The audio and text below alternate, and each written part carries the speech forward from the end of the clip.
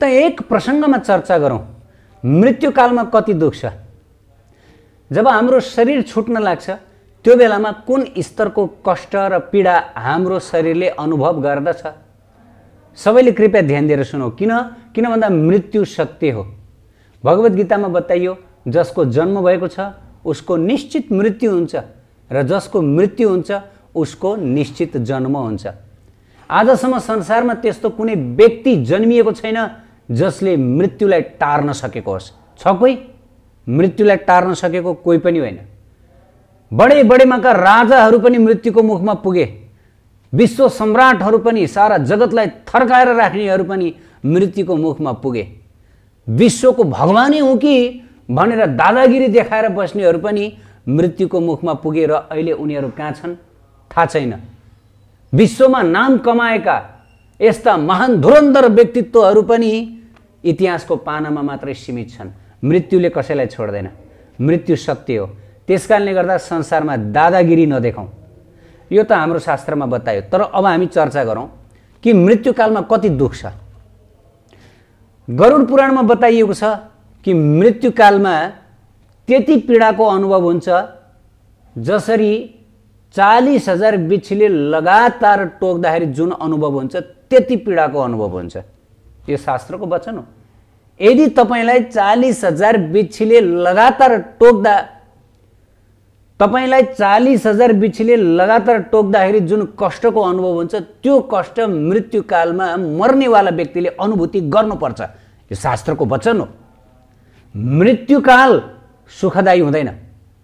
बडा भयानक कष्टको सामना गर्नुपर्दछ र संसारमा जन्मिएका जति सबैले यो कष्टको अनुभूति गर्नै पर्छ। तर प्रिय भक्त भागवत, बडा अचम्मको कुरा यहाँहरूलाई बताउन जाँदैछु कि यो पीडा सबैको लागि हो कि मृत्युकालमा 40,000 बिच्छीको टोकाइको अनुभव सबैले गर्नुपर्छ? सबैले होइन। शास्त्रमा बताइएको छ कि 40,000 बिच्छीको टोकाइको जुन पीडा छ, कष्ट छ, त्यो कष्ट एक प्रकारका व्यक्तिले मात्रै भोग्नु पर्दछ, सबैले होइन। अब कस्तो प्रकारको व्यक्तिले त्यो अनुभव लिनु पर्दछ र कस्तो प्रकारका व्यक्तिले त्यो अनुभव लिँदैन त्यो पनि सुनौ। शास्त्रमा बताइएको छ जो व्यक्ति बहिर्मुख छन्, जो व्यक्ति भगवानका भक्त छैनन्, त्यस्ता बहिर्मुख, विमुख, भगवत भक्त रहित व्यक्तिहरूले मात्रै यो 40,000 बिच्छीको टोकाइको अनुभूति मृत्युकालमा गर्नुपर्दछ। यो शास्त्रको वचन हो।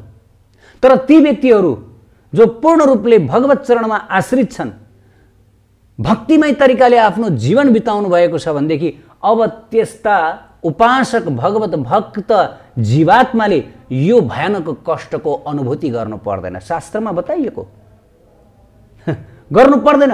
त्यसकारणले गर्दा जुन शास्त्रमा बताइएको जुन यो भयानक मृत्युको कष्ट छ, यो कष्ट केवल भगवानको भक्तिबाट रहित उनीहरूको लागि मात्रै हो, भगवानलाई प्रेम गर्नेहरूको लागि होइन। हेर्नुहोस्, उदाहरण आचार्यहरूले दिनुभएको छ। भगवानका जो भक्तहरू हुनुहुन्छ, राधा कृष्णका भक्त, उहाँहरूको स्थिति कस्तो हुन्छ र जो राधा कृष्णको भक्तिबाट विमुख छन्, विमुख जीवहरूको स्थिति कस्तो हुन्छ स्पष्ट रूपले बताइएको छ।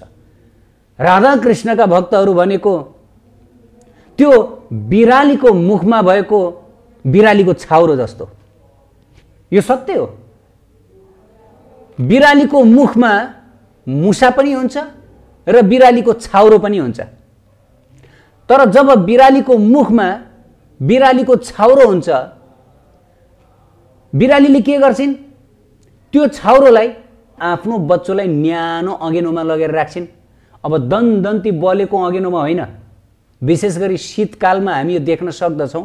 ठन्डी हुन्छ, चिसो हुन्छ र बिरालीले आफ्नो बच्चोलाई मुखमा टोकेर, दाँतैले टोकेर कहाँ ल्याएर राख्छिन्? अँगेनोको वरिपरि राख्छिन्। गाउँघरतिर के हुन्छ भन्दाखेरि रातको समयमा त्यो अँगेनो बाल्ने अनि त्यसपछि त्यहाँ खरानीले छोपेर निभाइदिने यो चलन हुन्छ। आजकल त छ कि छैन थाहा छैन। त त्यहाँ वरिपरि बिरालो आएर बस्दछ। बिरालीले आफ्नो बच्चालाई पनि त्यहाँ ल्याएर राख्दछ। हो, राधा कृष्णका भक्तहरूको स्थिति भनेको यो हो। तर जो राधा कृष्णको भक्तिमा छैनन्, भगवत भक्ति विमुख छन्, बद्ध जीव छन्, मूढ जीवात्मा छन्, ती मूढ जीवात्माहरूको स्थिति भने चाहिँ मुसाको जस्तो हुन्छ। ती मुसा पनि बिरालीको मुखमै हुन्छन्, दाँतैले च्यापिन्छन्। तर बिरालीले के गर्छ, त्यो मुसालाई यस्तो अनकन्टर ठाउँमा लिएर जान्छे र त्यहाँ लगेर त्यो मुसालाई खान्छे, हो कि हैन?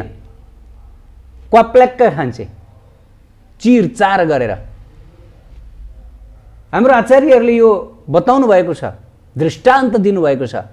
त्यही भएर भगवानमा जो पूर्ण रूपले शरणागत भक्तहरू हुनुहुन्छ त्यस्ता भक्तहरूलाई मृत्युकालदेखि डराउनु पर्दैन। मृत्युकालदेखि डराउनु पर्ने त ती व्यक्तिहरू हुन् जसले जीवनमा कहिले पनि भगवानको बारेमा जिज्ञासा गरेनन्, भगवानको भक्ति गर्नुपर्छ भनेर कहिले पनि सोचेनन्।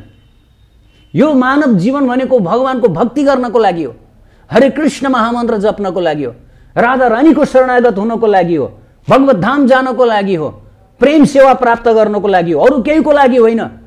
यो अनुभूति गर्नको लागि हो। संसारमा केवल आहार निन्द्रा भय मैथुनको लागि मात्र यो जीवन पाएको होइन, त्यो त त्यो मुसाले पनि पाएको छ। तर बिरालीको हातबाट त्यो मुसो बच्न सक्दैन। आज संसारमा हामी के देख्न सक्दछौँ? हरेक मनुष्यको एकमात्र जीवनको लक्ष्य के भइरहेछ? कसरी खाने, कसरी स्त्री पुरुष विषय वासनामा रमाउने, कसरी संसारमा झै झगडा गर्ने, कम्पिटिसन गर्ने, कसरी सुत्ने, बस त्यति कुरामा मनुष्य लिप्त छ। मनुष्यको योभन्दा माथि कुनै लक्ष्य नै छैन। भलै मनुष्य ठुल्ठुलो युनिभर्सिटी कलेज पास गर्दछ के को लागि भन्दा खानको लागि हो, अलिकति सुविधाजनक। पढ्दै नपढेकाले भन्दा अलि युनिभर्सिटी कलेज टपरहरू पिएचडी वालाहरूले अलिकति सुविधाजनक जीवन बिताउँदछन्। तर सिद्धान्त त त्यही छ, आहार निन्द्रा भय मैथुन खानकै लागि, मोज मस्ती गर्नकै लागि। त यो त पशु जीवन भयो। मानव जीवन भनेको यो भयानक कष्ट छ, बार बार आइरहने कष्ट। यो कष्ट केवल एकचोटि मात्र आउँदैन। मृत्युकालमा 40,000 बिच्छीको जुन टोकाइको अनुभव छ, त्यो टोकाइ हामी जबसम्म यो मर्त्य लोकमा रहन्छौँ, जबसम्म यो भौतिक जगतमा रहन्छौँ, जबसम्म हामी राधा कृष्णको चरणबाट टाढा रहन्छौँ, तबसम्म हामीहरूले यो पीडा बार बार अनुभूति गर्नुपर्दछ। किनभने यो मर्त्य लोकको यहाँ त मृत्यु बार बार हुन्छ, केवल एकचोटि मात्र मृत्यु हुँदैन। हामीहरूले मानव तन प्राप्त गर्नुभन्दा अगाडि कतिचोटि मृत्यु स्वीकार गरिसकेका छौँ हामीलाई थाहा छैन। लाख करोडचोटि हामी मरेर आइसकेका छौँ र प्रत्येकचोटि हामीहरूले 40,000 बिच्छीको टोकाइको अनुभूति लिएका छौँ। यो त भयो मृत्युकालको अनुभूति। जन्मिने बेलाको अनुभूति फेरि त्यत्तिकै पीडादायी कष्टदायी छ।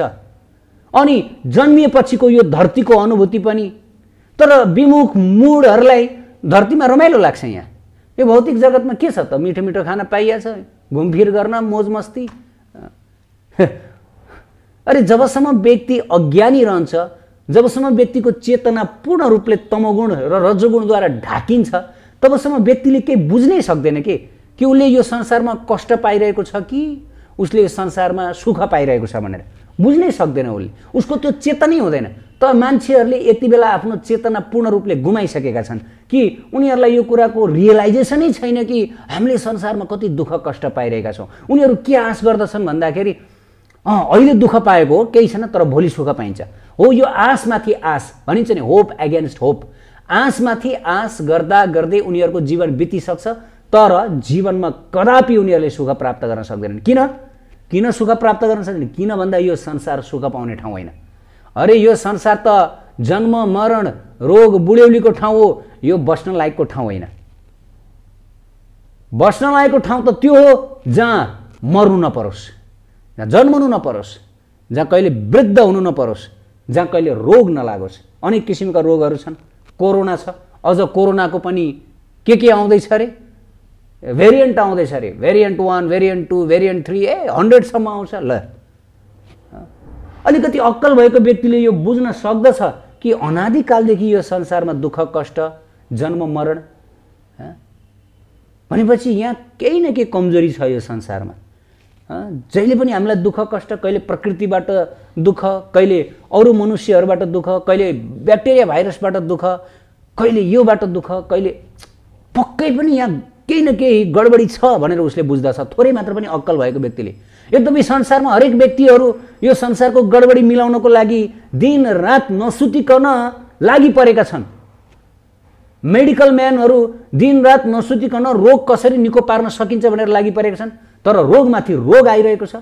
हरेक क्षेत्रबाट संसारको समस्या समाधानका निमित्त अनेकौं प्रयासहरू भइरहेका छन्, तर के संसारको दुःख कष्ट 100% भएको छ? छैन, झन् दोब्बर बढ्दै गइरहेको छ। प्रिय भक्त भागवत, त अलिकति पनि अक्कल भएको व्यक्तिले विचार गर्न सक्दछ कि यो संसार गलत ठाउँ हो, म रहनको लागि होइन, म सुख चाहन्छु, म आनन्द चाहन्छु, तर पनि मैले खोजेको आनन्द र सुख यहाँ प्राप्त भइरहेको छैन, यसको मतलब गलत ठाउँ छ। यो कुरा बुझ्न सक्दछ। तर जो व्यक्तिको यो जुन ब्रेन टिस्यु नष्ट भइसकेको छ भौतिकताले गरेर, जो व्यक्ति पूर्ण रूपले विमुख भएको छ, अन्धो भएको छ भौतिकतामा, भने त्यो व्यक्तिले कदापि यो देख्न पनि सक्दैन, बुझ्न पनि सक्दैन। त्यो व्यक्तिले सधैँभरि विचार गर्दछ कि ओ यो संसार नै रमाइलो छ, यो संसारलाई हामीले रमाइलो बनाउने हो नि। कहाँ त्यस्तो सोचेर हुन्छ? त्यो त हाम्रो हातमा निर्भर हुन्छ। ल त्यसपछि तिमी रमाइलो बनाएर देखाऊ, तिमी राम्रो बनाएर देखाऊ संसारलाई। संसारमा शान्ति स्थापना गर्नको लागि कहिलेदेखि प्रयास भइरहेछ, कहिले शान्ति हुन्छ? हुँदैन। यो संसार भनेको भगवानले बताउनु भएको छ गीतामा, गलत हुँदैन। ममुपेत्य कौन्तेय दुःखलाय म शाश्वतम। हे अर्जुन, यो जुन भौतिक जगत भनेको एक त दुःखालय हो जहाँ दुःखै दुःख मात्र पाइन्छ, र अर्को अशाश्वत छ। दुःख पाएर मात्र भएन, अशाश्वत छ।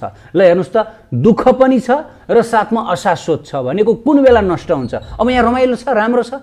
स्वयं भगवान यो जगतका सृष्टिकर्ता परिपूर्णतम श्रीकृष्णले यहाँ बताउँदै हुनुहुन्छ कि यहाँ सुख छैन, अनि मनुष्यहरू भगवानभन्दा पनि माथि होइन, हामी यहाँ सुखमय बनाउँछौँ, केही छैन, हामी टेक्नोलोजीको विकास गर्नेछौँ, हामी फेसिलिटीहरू बढाउनेछौँ, अझ आजकल त के रे, हामी अमर बन्ने हामी औषधि बनाउँछौँ। ल सम्भव हुन्छ? कदापि सम्भव हुँदैन।